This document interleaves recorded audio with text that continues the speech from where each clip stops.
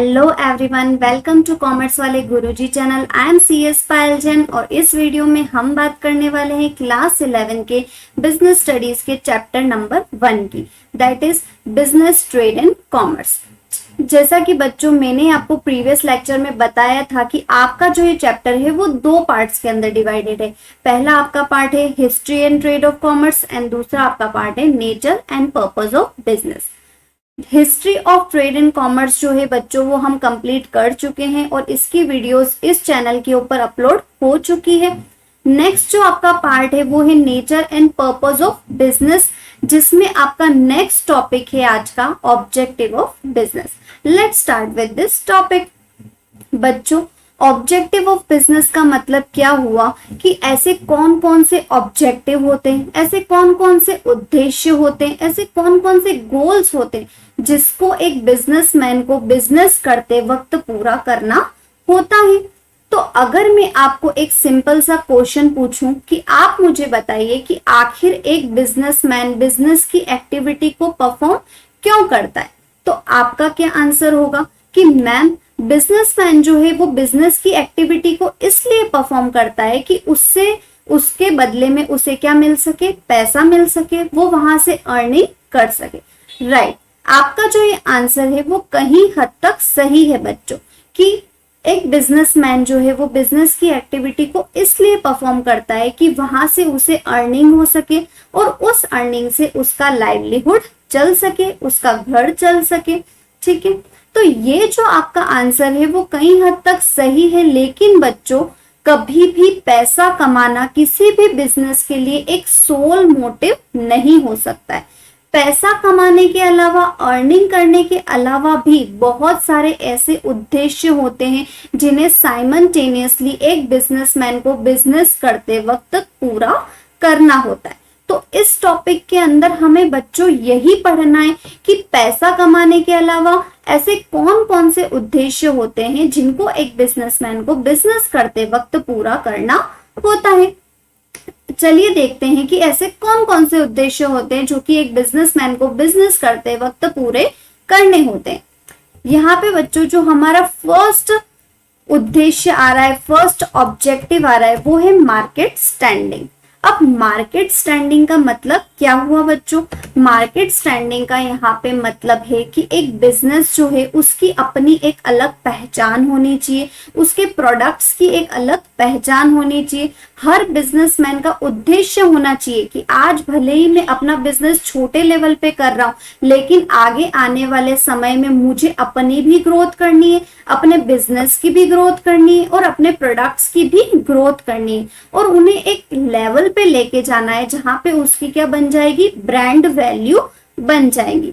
For example, आप जो है आप ये नहीं जानते कि सैमसंग जो कंपनी है उसका मालिक कौन है, लेकिन आप सैमसंग को उसके प्रोडक्ट से अच्छे से पहचानते हो कि हाँ ये जो फ्रिज है वो सैमसंग का है, ये जो इलेक्ट्रॉनिक का सामान है ये सैमसंग का, ये जो टीवी है वो सैमसंग की। यानी कि सैमसंग ने अपनी एक मार्केट में ब्रांड वैल्यू क्रिएट कर दी है जिससे कि उसके कॉम्पिटिटर्स, उसके कस्टमर उसे उसके प्रोडक्ट के नाम से जानते हैं, उसकी ब्रांड वैल्यू के नाम से जानते हैं। ना कि सैमसंग का मालिक कौन है उसे कोई नहीं जानता, लेकिन उसके प्रोडक्ट्स को उसकी ब्रांड वैल्यू के नाम से जाना जाता है। तो मार्केट स्टैंडिंग का मतलब बच्चों यहाँ पे यही हुआ कि अपने प्रोडक्ट की मार्केट में एक अलग से पहचान क्रिएट करना। हर बिजनेसमैन का ये उद्देश्य होना चाहिए कि आगे आने वाले समय में मेरे प्रोडक्ट्स की एक ब्रांड वैल्यू क्रिएट हो जानी चाहिए। क्लियर?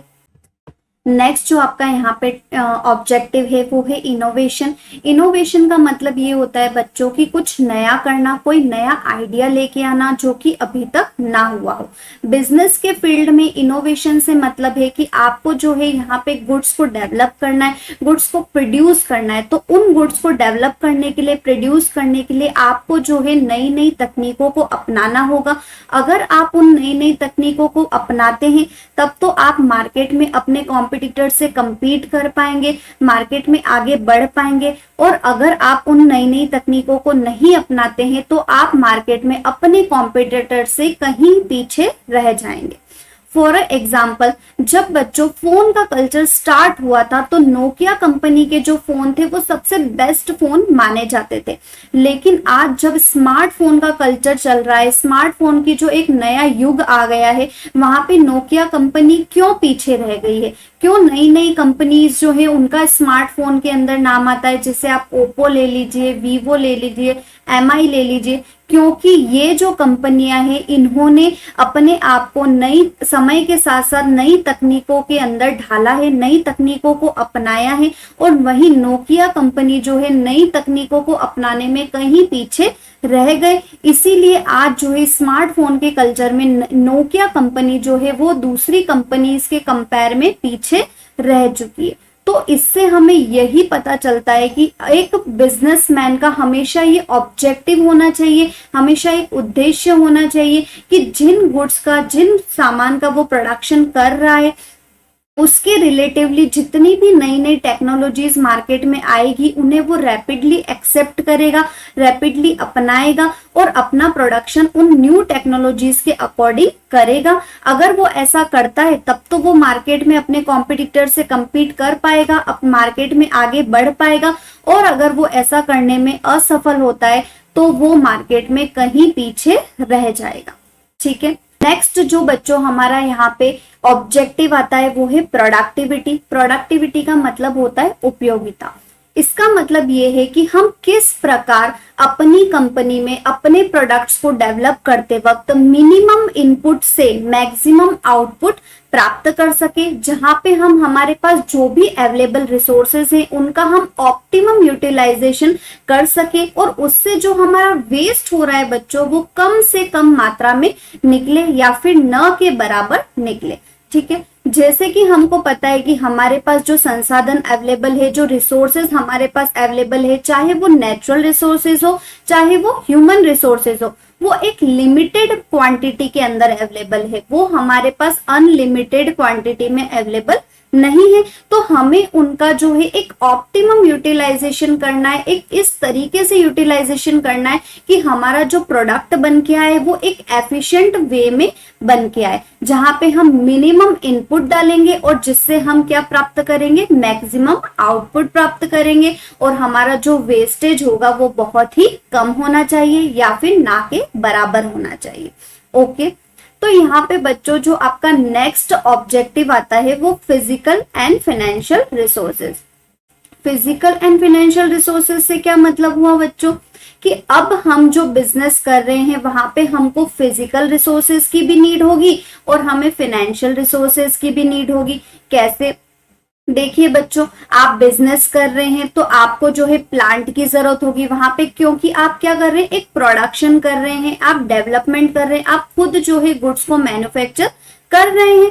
तो आपको जो है फिजिकल रिसोर्सेज जैसे कि प्लांट हो गया, मशीन हो गए, ऑफिसेस हो गई, इनकी नीड होगी। और साथ ही साथ जो आप बिजनेस कर रहे हैं वो बिना पैसे के तो आप कर नहीं पाएंगे, तो आपको जो है मनी की भी रिक्वायरमेंट हो गई। तो वो मनी की जो रिक्वायरमेंट होगी वो किससे पूरी होगी? फंड्स आपके पास होने चाहिए, आपके पास कैपिटल होनी चाहिए रिक्वायर्ड वे में।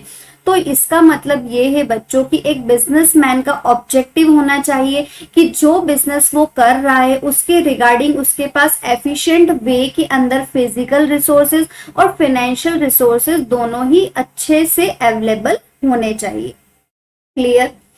नेक्स्ट जो बच्चों आपका यहाँ पे ऑब्जेक्टिव है वो है अर्निंग प्रॉफिट। जैसा कि हमें अच्छे से पता है कि एक बिजनेस का मेन उद्देश्य क्या होता है कि वो जो है उस बिजनेस को करके पैसा कमा सके। पैसा कमाना ही किसी भी बिजनेस के लिए मेन उद्देश्य होता है। ठीक है, लेकिन हमने ये भी देखा था लेक्चर की शुरुआत में कि मैंने आपको बताया था कि किसी भी बिजनेस के लिए सिर्फ और सिर्फ प्रॉफिट अर्न करना एक सोल मोटिव नहीं हो सकता है। ऐसे कई सारे उद्देश्य होते हैं जिन्हें प्रॉफिट कमाने के साथ साथ एक बिजनेसमैन को बिजनेस करते वक्त पूरा करना होता है। ठीक है, तो हमें ये ध्यान में रखना है कि बिजनेसमैन के लिए प्रॉफिट अर्निंग बहुत ही इंपॉर्टेंट है। बिना प्रॉफिट अर्निंग कोई बिजनेस नहीं किया जा सकता है। प्रॉफिट अर्निंग तो उसे करना ही करना है, लेकिन साथ ही साथ जो अदर ऑब्जेक्टिव्स है उनको भी कंप्लीट करते हुए आगे बढ़ना है। क्लियर?